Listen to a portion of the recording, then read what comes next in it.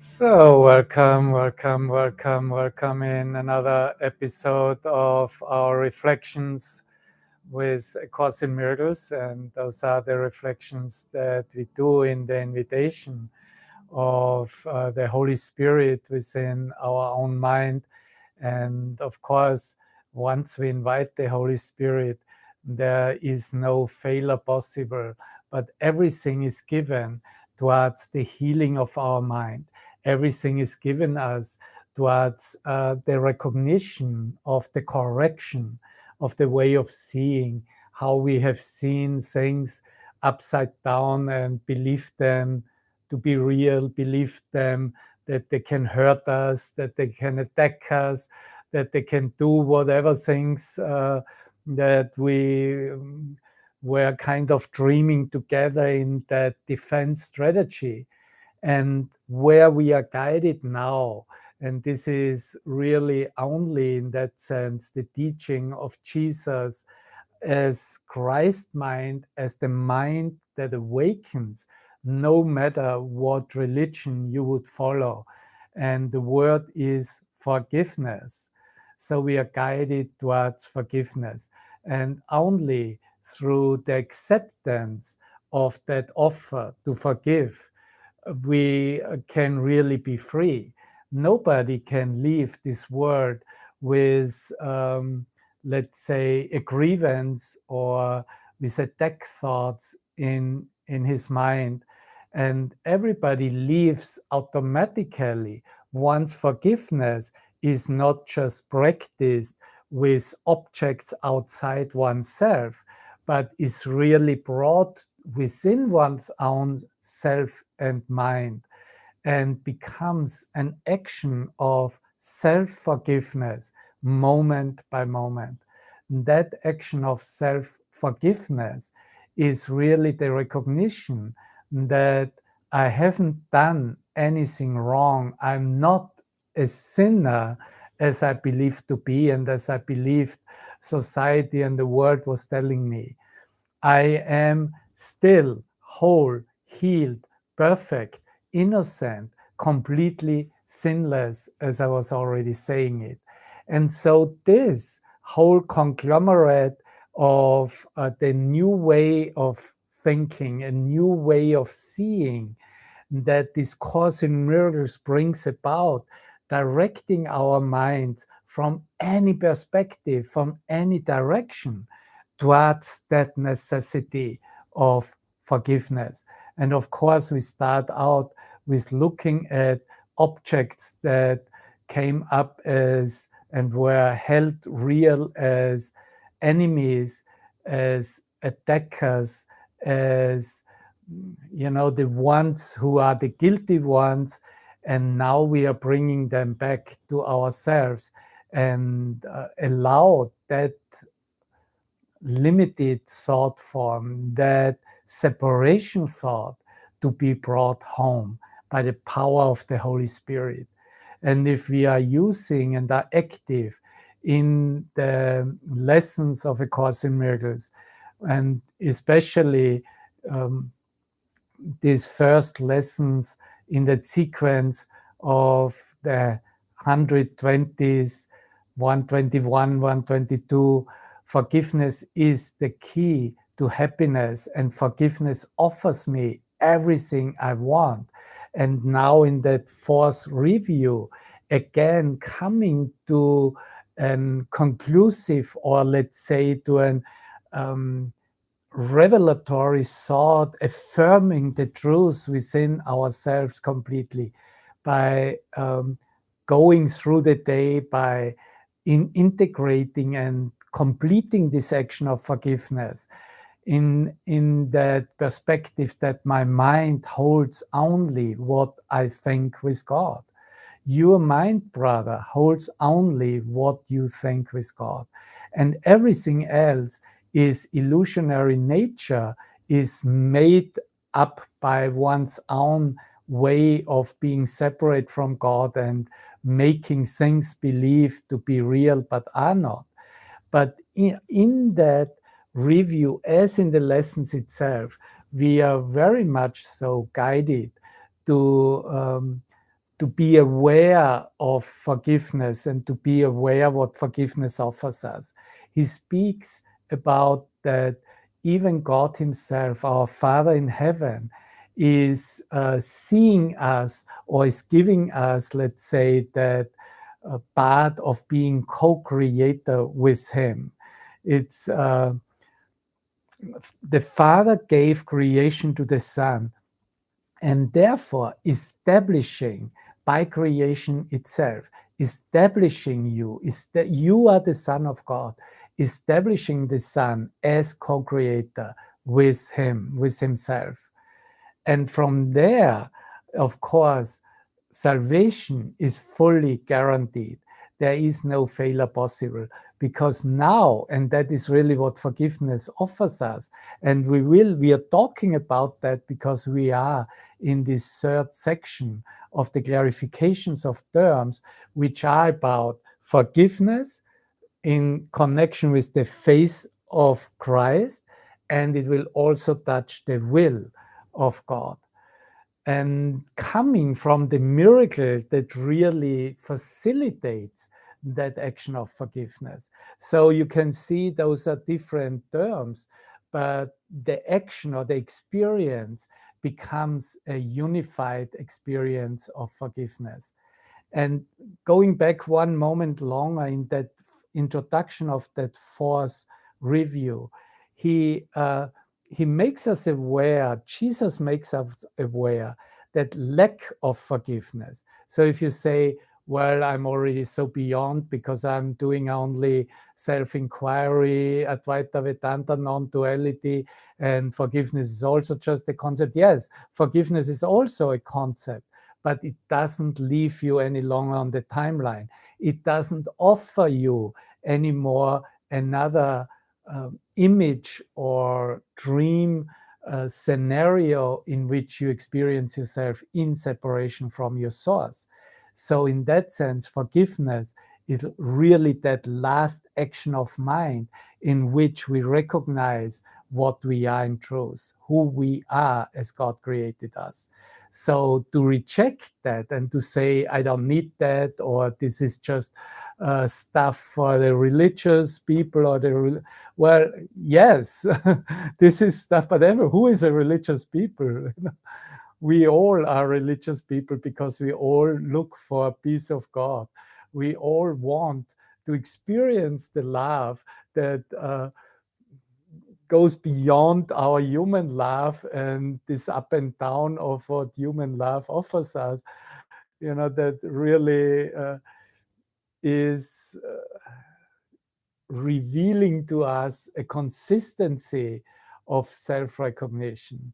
And so everyone who is right now listening to that, listening to your own voice of awakening and healing, is actually willing to go that way and is that far that we can join in an idea that will literally, as we were mentioning it in the last episode, not just save time, but really collapse time. That's what the miracle facilitates us. And that's why we do need this miracle concept of the course, let's say, first, because unless we are in an experience, everything is just a concept. In order to come to something that is touchable and is somehow true and real to us in our personal experience. And that is definitely offered by forgiveness. But a lack of forgiveness, going back to that introduction, this blocks this thought that my mind holds only what I think with God, blocks this thought from my awareness, from your awareness. Yet it is forever true. This thought is forever true.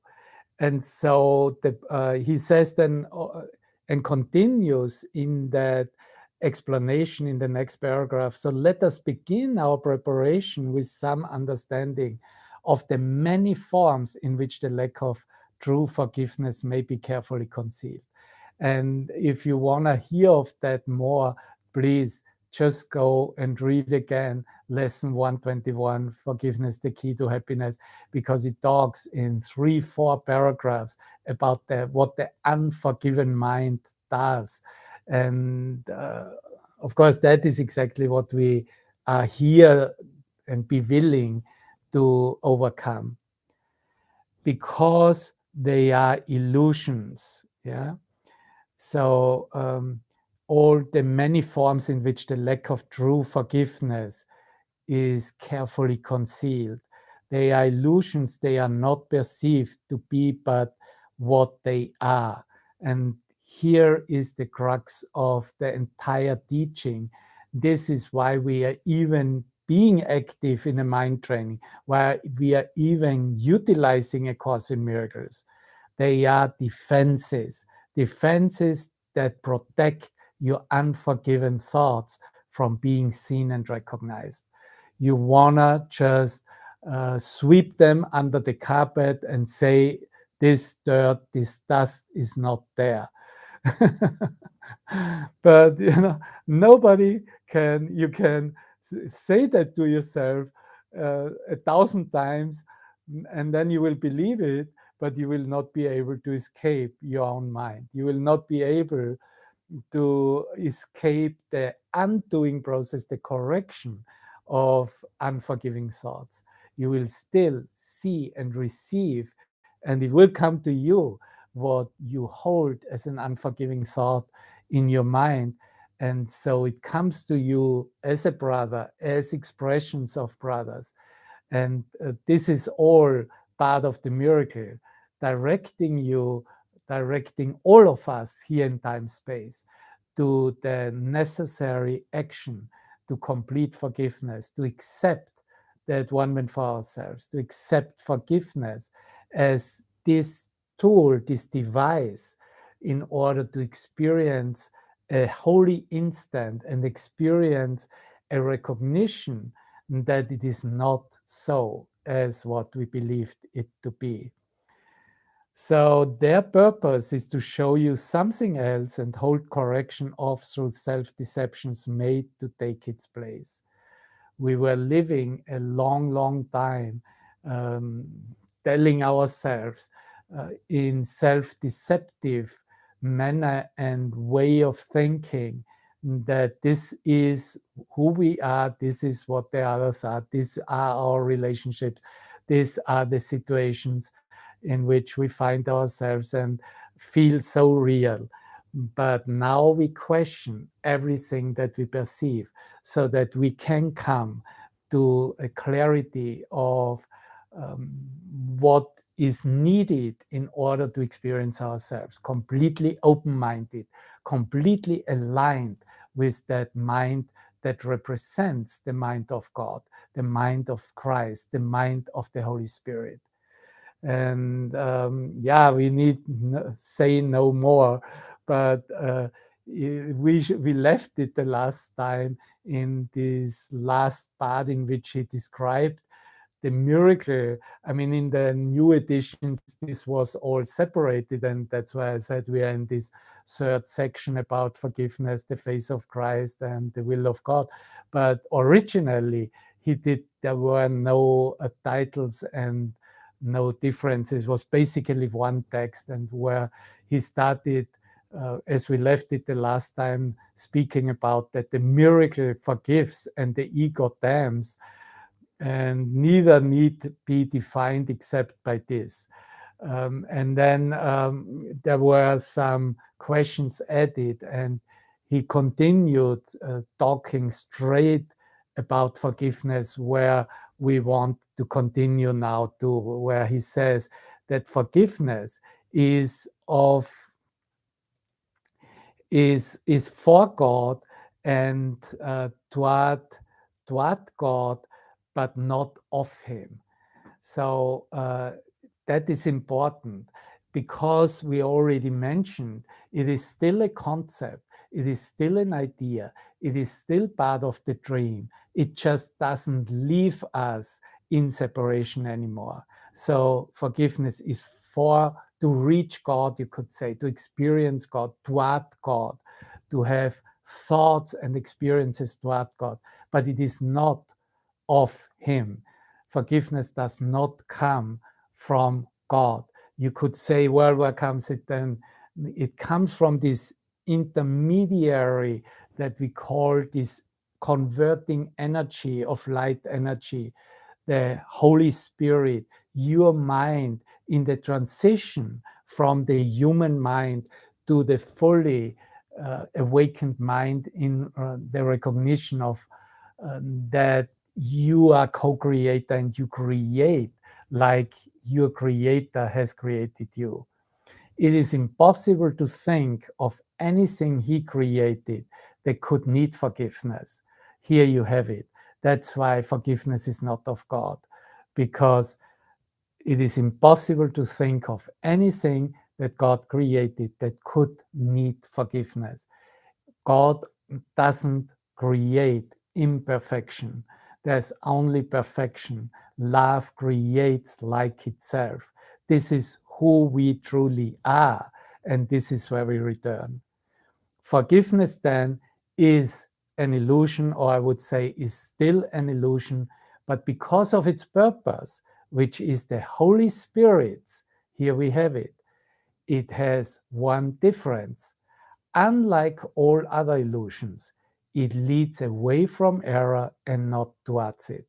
I was expressing it that before. It doesn't leave us on the timeline. It doesn't leave us anymore in the dream of separation. It doesn't lead to more error and to in the increase of error, but it leads away from error. Forgiveness might be called a kind of happy fiction, a happy dream, okay? Forgiveness, the key to happiness. So, a kind of happy fiction, a way in which the unknowing can bridge the gap between the perception and the truth. The unknowing is being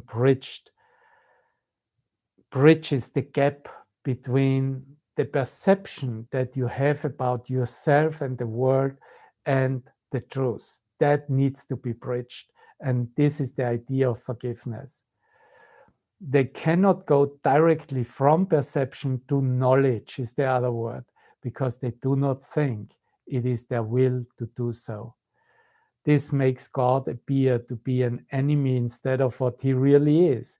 And it is just this insane perception that makes them unwilling merely to rise up and to return to him in peace.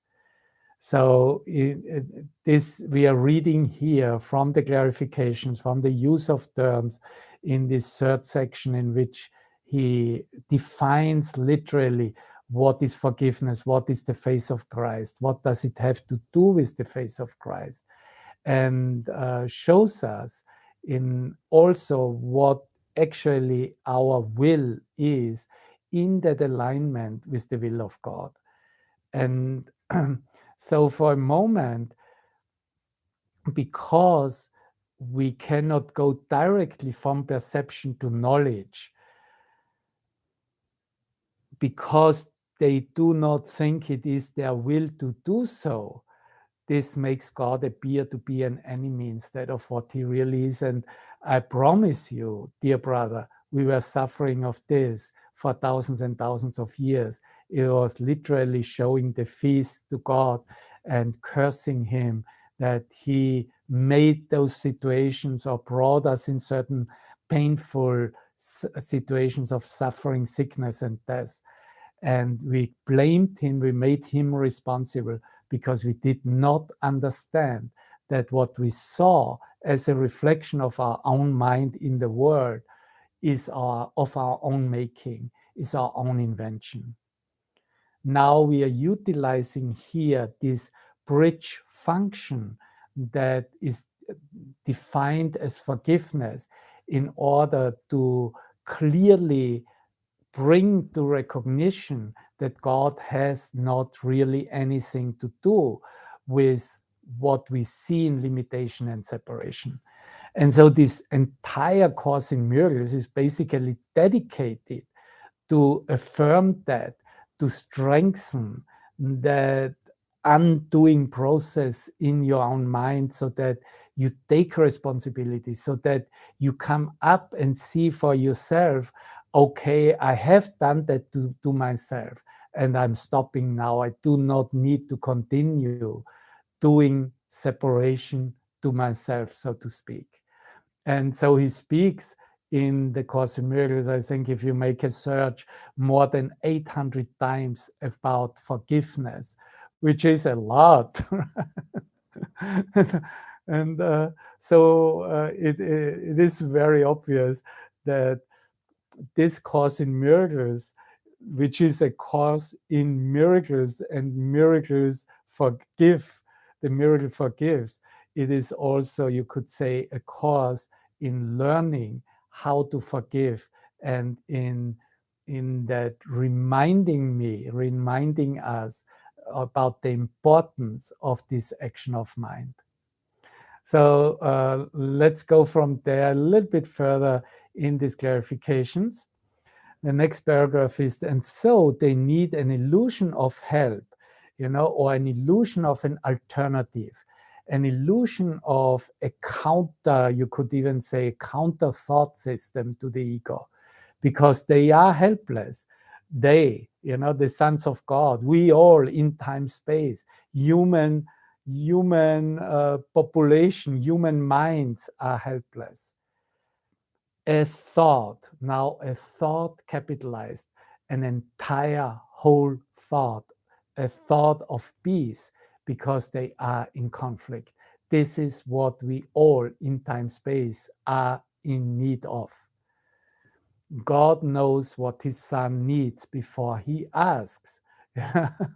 You see, the time doesn't even play a role or comes here in between, as pure knowingness. And you don't even need to ask and to pray, and God already knows what you need because you are his son. God knows what his son needs before he asks. He is not at all concerned with form, but having given the content, it is his will that it be understood. And so he speaks also in that part of the clarifications about God's will, that we want to see that it is truly our own will. So content, not form. That is what we always speak about. God has given the content, and it is his will that this content be understood, that we understand the content, and that suffices. The form adapts itself to need. The content is unchanging, as eternal as its creator. So after those two paragraphs about forgiveness, maybe we want to have a further look about the idea of forgiveness before he goes into the face of Christ. But we could, of course, also just see how he connects that, because that connection of forgiveness with seeing the face of Christ, this is really what forgiveness offers. This is the result of you being willing to live forgiveness, to be active in this action of mind. So the face of Christ has to be seen before the memory of God can return, before you enter knowledge, before knowledge is revealed to you, in other words. The reason is obvious. Seeing the face of Christ is perception, or add on, is still perception, is still within the perceptual realm. You have an experience within perception of seeing how forgiveness works in your joining with your brother. No one can look on knowledge, right? Knowledge is simply dawning on your mind, and it is pure revelatory. It is thought itself. But the face of Christ is the great symbol of forgiveness. It is salvation. If you see the face of Christ, the radiance of light of creation, as a reflection of yourself in your brother, in anything that is your brother. This is not reduced to human form associations, because you're seeing literally the light shining in your mind. It is salvation. It is the great symbol of forgiveness. It is the symbol of the real world. Me, you seeing, we seeing that is not of this world, that goes beyond the perception of meanings that have been given to everything and placed into categories in order to objectify thought forms.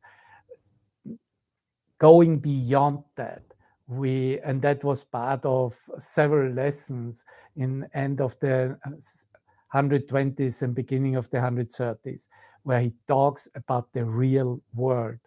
Whoever looks on this no longer sees the world. It literally disappears. It vanishes out of our mind. And you are here now to listen to me as as giving testimony what is my own experience, what has revealed to me, and you are sharing that with me. So yours is the same experience. It would be impossible that you would not have a glimpse of where the world disappears, where you see only the light of Christ's mind, only the light of awakened mind. Okay, how is no longer sees the world. He is as near to heaven as possible outside the gate. Yet from this gate, it is no more than just a step inside. It is the final step, and this we leave to God. You know, it is beautifully expressed in this Course in Miracles.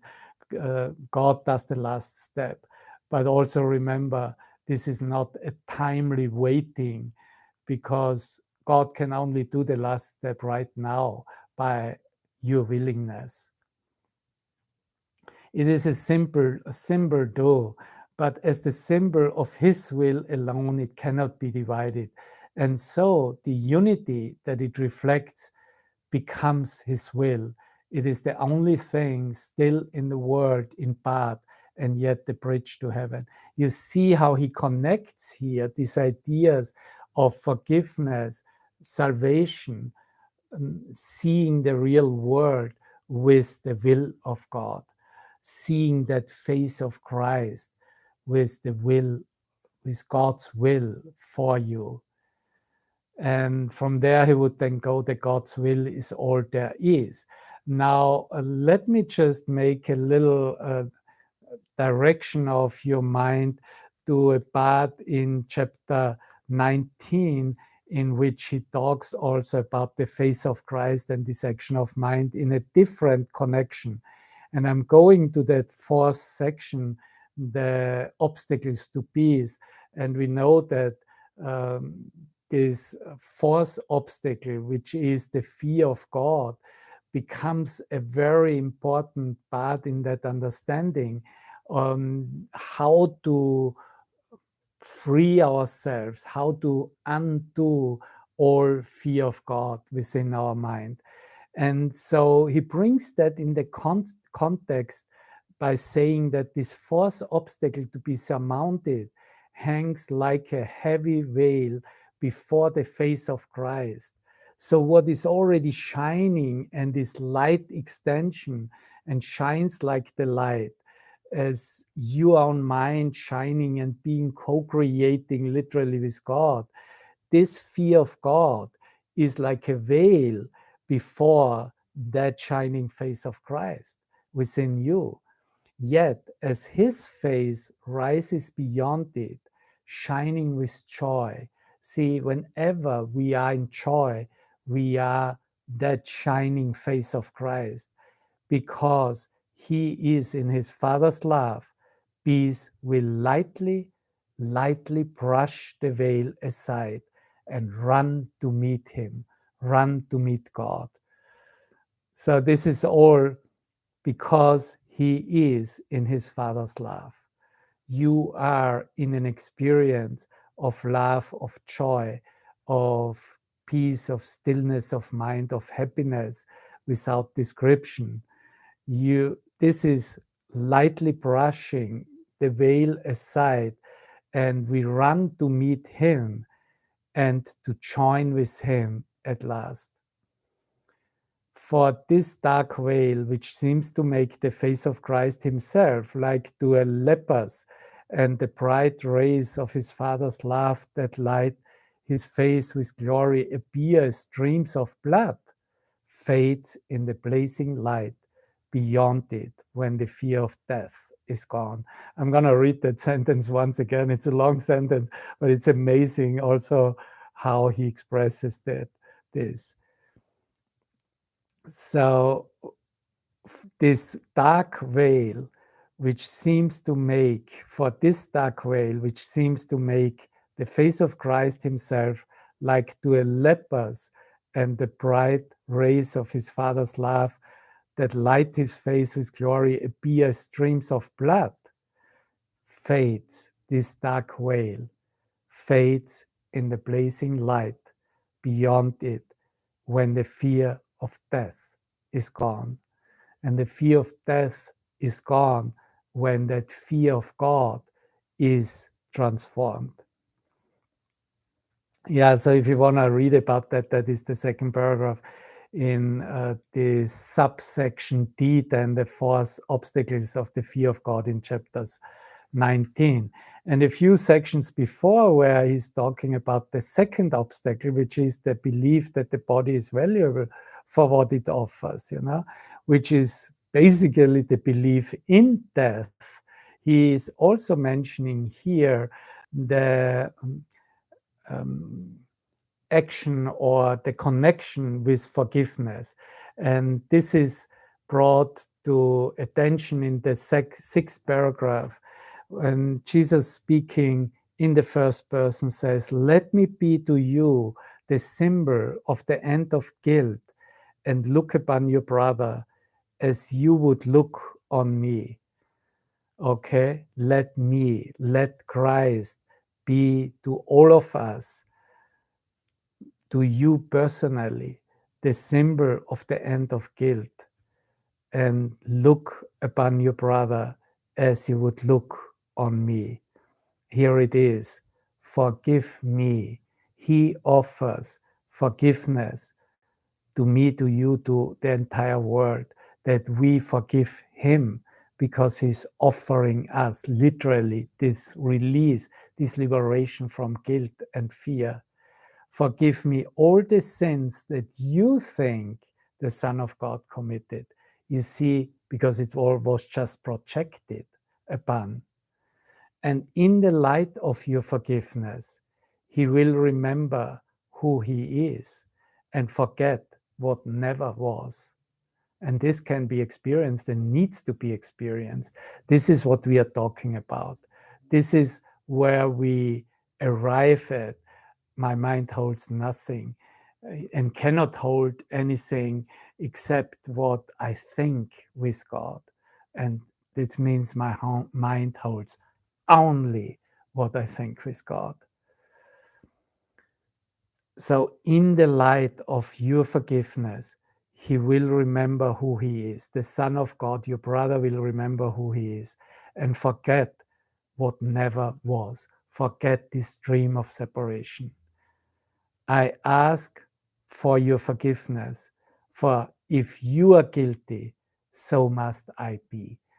He demonstrates the singularity, the oneness of mind, the oneness we share and are. But if I surmounted guilt, now he teaches from above, from his own resurrecting experience, which you, of course, as I, share with him. But if I surmounted guilt and overcame the world, you were with me. We were all with him in that experience of resurrection. Would you see in me the symbol of guilt or of the end of guilt? Remembering that what I signify to you, you see within yourself. See, there we are. And from there we extend it, and we might be very clear in the connection with our teachers, with our masters, with where this light is perceived and experienced. But where it really shows up is in our relationships with those we consider still reflecting ego mind or offering you ego perspectives, where you are challenged, where you might be even seemingly attacked, where you feel vulnerable, where you feel that you would need to protect and defend yourself. There, with these relationships, with those ones, you are invited to see that you accept that relief and that liberation of the guilt of the Son of God in its entirety. That means you're not holding anybody guilty, because that, who would that anybody be, right? Here, that would be me, myself. That would be you, brother. So whoever you think or still blame or project guilt upon, maybe today is the day to offer forgiveness, to work forgiveness in your mind, to let bygones be bygones, to go for the healing, to go for unity, to go for what forgiveness offers us, to go for seeing this shining face of Christ, shining of joy, shining of peace, shining of being willing to forgive, being active in this action of forgiveness. Yeah, so this is what we are literally talking about. No?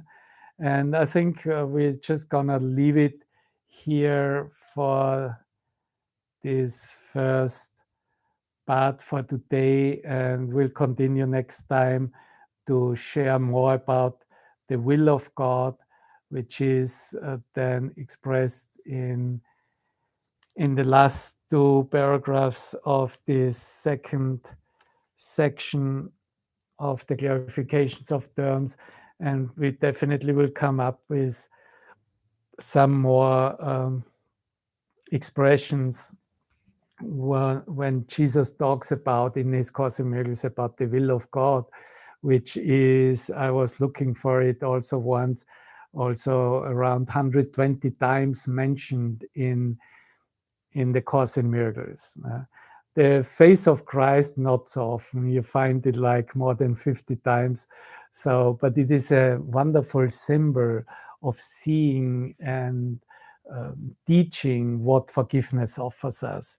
So, blessings, and yeah, let's just leave it here. I'm tremendously grateful that you are here, and wish you a most wonderful day, and whatever you do, wherever you go.